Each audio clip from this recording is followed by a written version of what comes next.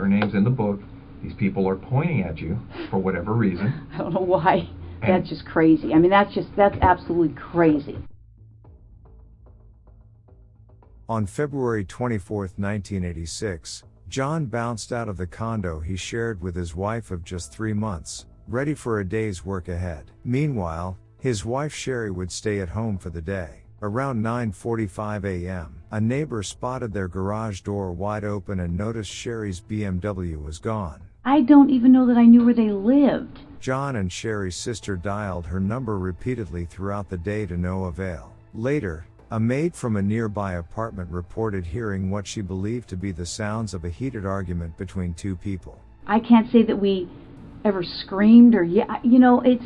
The maid didn't hear any gunfire, and she decided against alerting the authorities, assuming it was perhaps just another domestic argument. Hours later, John finally made his way back home, only to be met with a horrifying scene. His wife lay lifeless on the floor amidst shattered vases and overturned furniture. She had been shot through a quilt in order to muffle the sound. It was evident that Sherry had fought fiercely for her life. Sherry's body revealed defensive wounds, attempts to bind her, facial bruises, and even a bite mark on her arm.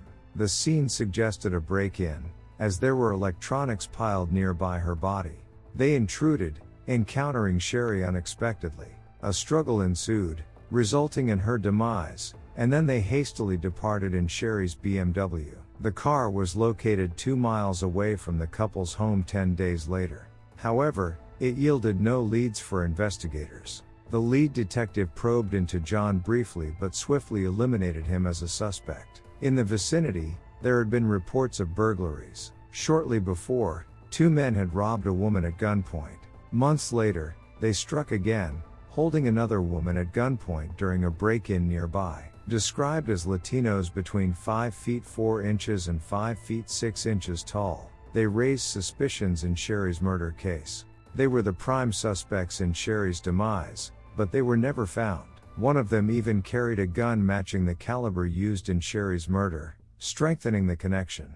However, Sherry's parents raised eyebrows, recalling their daughter's mention of a woman named Stephanie Lazarus, who allegedly stalked and intimidated her shortly before her tragic end. John, born in 1959, embarked on his UCLA adventure in 1978.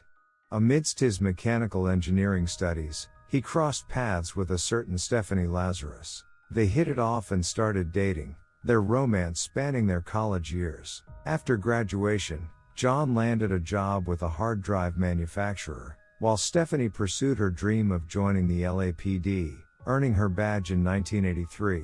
In June 1984, John encountered Sherry Rasmussen, serving as the director of nursing at Glendale Activist Medical Center. However, Stephanie held on to feelings for John from their past. Learning of John's new romance, Stephanie was overcome with emotion. Stephanie even went as far as reaching out to John's mother several times, pouring out her heartbreak. In 1985, Sherry and John exchanged vows, but Stephanie remained undeterred.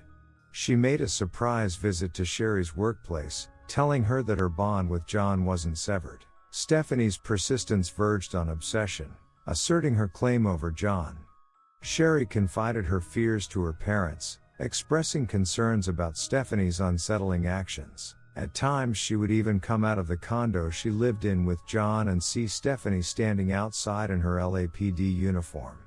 And a few days before the murder, Sherry even told her parents she believed she was being followed. But the police persisted with their original line of investigation, and as time passed, the case remained unresolved. Sherry's parents persisted in their quest for justice. They held press conferences, offered rewards, and even volunteered to cover the costs of DNA testing. Despite their efforts, investigators dismissed their actions, telling them that they watched too much TV. Meanwhile, Stephanie Lazarus thrived in her career. She climbed the ranks of the LAPD, eventually achieving the status of detective and tying the knot with a fellow police officer. In 2004, LAPD criminalist Jennifer Butterworth embarked on a deep dive into the case.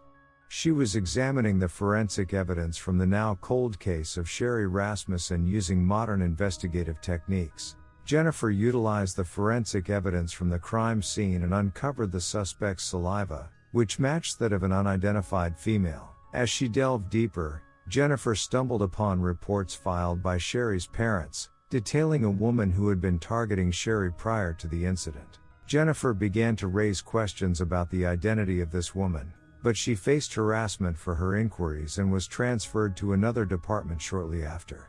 It wasn't until 2009 that the Sherry Rasmussen case received fresh attention, courtesy of Jim Nuttall and Pete Barba. They approached the case with a clean slate, discarding the burglary theory from the outset. Their initial suspicion was that the attempted robbery was a staged ruse.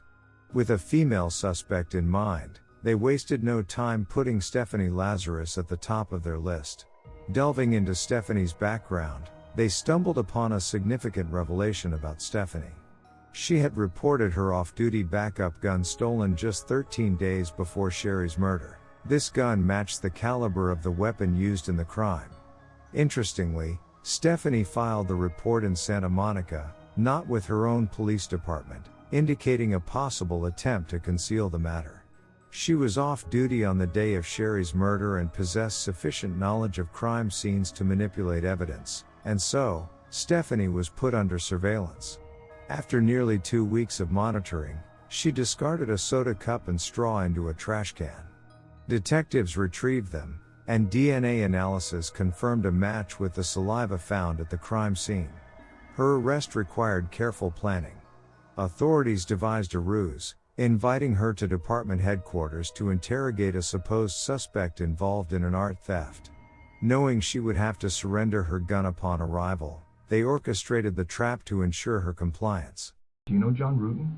John Rutten? Rutten. Oh yeah, I went to school with him. You did? Yeah. Were you guys friends, close friends? Yeah, we're very close friends.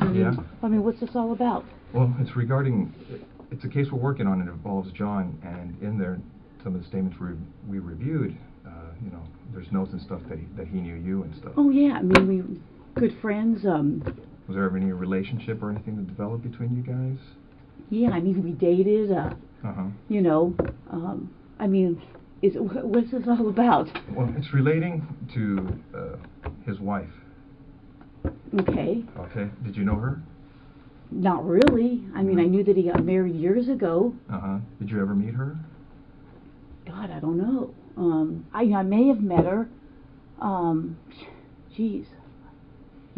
I don't understand why you're talking about some guy I dated a million years ago. Well, do you know what happened to his wife? Yeah, I know she got killed. You remember her first name? Shelley, Sherry, I don't know, something maybe, like I said, it's been so many years, and from all the years, as far as you can remember, do you remember ever talking to her? I may have, I may have talked to her. And I'm like, why are you calling me if you're either dating her or living with her or married to her? Because I honestly don't remember the time frame. And I'm like, come on, knock it off. And now I'm thinking I may have gone to her and say, hey, you know what? Is he dating you? He's bothering me. And so I'm thinking that we had a conversation about that. I don't even know that I knew where they lived. But you didn't have any issues with her, right? No, I mean, obviously, if he was dating me and dating her, I probably said, hey, pick or something, Fair. back That's then. fair. I can't say that we ever screamed or, it's... Some of Sherry's friends said that you and her were having a problem because of the John situation. That doesn't even ring a bell. The thing is, I mean, detectives did what they could at that time on the crime scene. Okay, and the burglary thing you're talking about, that is an angle that they looked at. But now we're looking at everything else on the case. Because nobody was ever arrested on the case.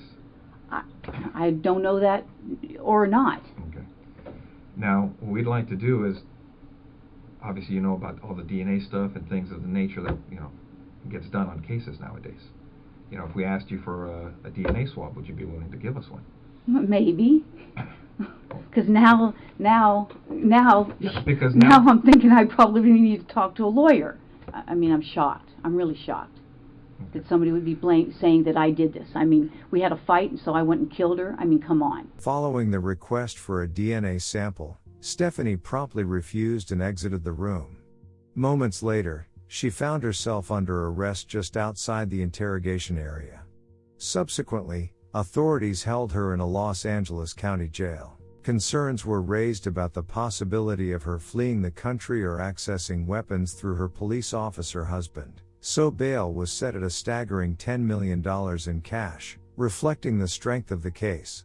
The trial commenced in 2012, with prosecutors contending that Stephanie's motive for Sherry Rasmussen's murder stemmed from pure jealousy. Throughout the proceedings, John Ruetten displayed visible emotional turmoil, admitting that maintaining a relationship with Stephanie while he was engaged to Sherry was a regrettable mistake. Stephanie Lazarus, aged 52, was convicted of first-degree murder and received a 27-year prison sentence, with eligibility for parole in 2034. Her misuse of police training to commit and conceal murder was a stark betrayal. The case underscores the challenges of the don't investigate your own mentality within law enforcement, as thorough investigation in 1986 could have shortened the case significantly.